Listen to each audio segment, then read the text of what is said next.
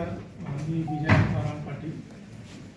मी आत्ता सध्या नाशिक PMGSमध्ये अधीक्षक अभियंता म्हणून कार्यरत आहे आणि 3 ऑगस्टला माझ्याकडे सार्वजनिक बांधकाम प्रादेशिक विभाग संभाजीनगर इथला अतिरिक्त कार्यभार देण्यात आलेला आहे त्या आदेशावर.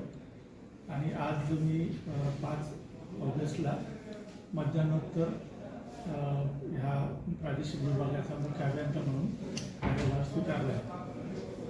तर दरम्यानच्या काळात माझं प्रमोशन मुख्य अभियंता म्हणून प्रस्तावित आहे, ती प्रोसेस चालली आहे. तर आज दुपारी म्हणजे चार्ज घेतल्यानंतर मी सगळे आमचे कार्यालयीन कर्मचारी, आमचे अधीक्षक अभियंता भगत साहेब, पवार मॅडम, कार्यकारी अभियंता किंवा कार्यकारी अभियंता, तसेच इतर सगळा स्टाफ यांची बैठक घेतली, ओळख करून घेतली विशेष म्हणजे.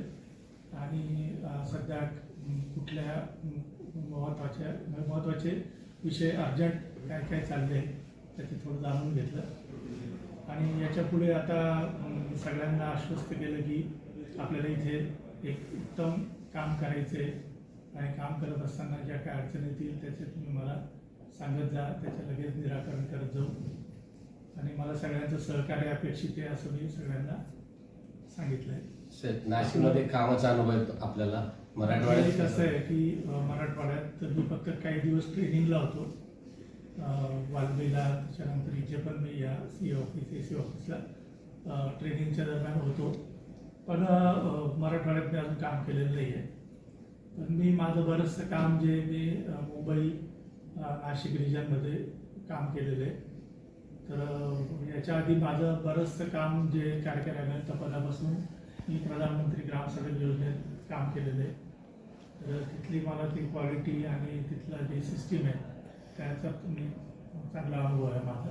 आपल्या सेवेमध्ये आपण लक्षवेधी कुठलं काम केलेलं आहे जे अविस्मरणीय आहे? सांगतो तुम्हाला. तर मी कार्यकारी अभियंता म्हणून कळवण जिल्हा नाशिक येथे कार्यरत असताना सप्तशृंगी गड जे आहे तिथे माझ्याकडे तेव्हा आमच्या कार्यभार क्षेत्रात होतं.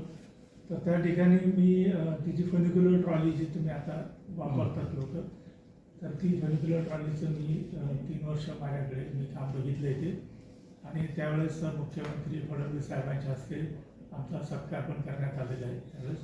त्याच्यानंतर तिथे सप्तशृंगी गडावरती जो पोहोचण्याचा रस्ता आहे घाट मार्ग आहे त्याचं रुंदीकरण करणे. त्याच्यानंतर तिथे दरडी नेहमी कोसळत राहायच्या. तर मंदिरावरती पण बऱ्याचदा ते काही मोठे बोल्डर्स आलेल्यामुळे बरंच क्षतिग्रस्त झालं होतं. तर अशा ठिकाणी मी तिथे याचं रॉक फॉल प्रोटेक्शन म्हणजे दरड प्रतिबंधक योजनेचं काम आपण तिथे केलेलं आहे. त्या ठिकाणी आपल्याला IIT पवईचं सल्लागार होते आणि मेकॅफरी म्हणून एक कंपनी इटलीची, त्याच्याकडून आपण ते खूप अवघड काम होतं.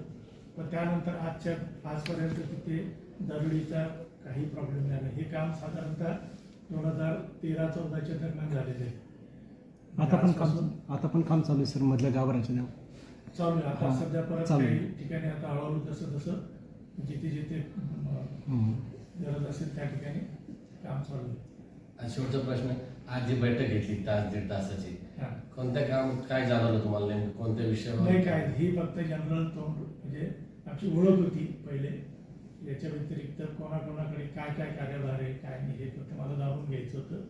आणि मध्यंतरीच्या काळात मी बरेच PMGSYला काम केलं असल्यामुळे PWDत कसे अजून काय काही बदल झाले का जेव्हा मी काम करत होतो 8-10 वर्षापूर्वी आणि आता काही बदल झाले ते फक्त जाणून घेतलं, बाकी काय.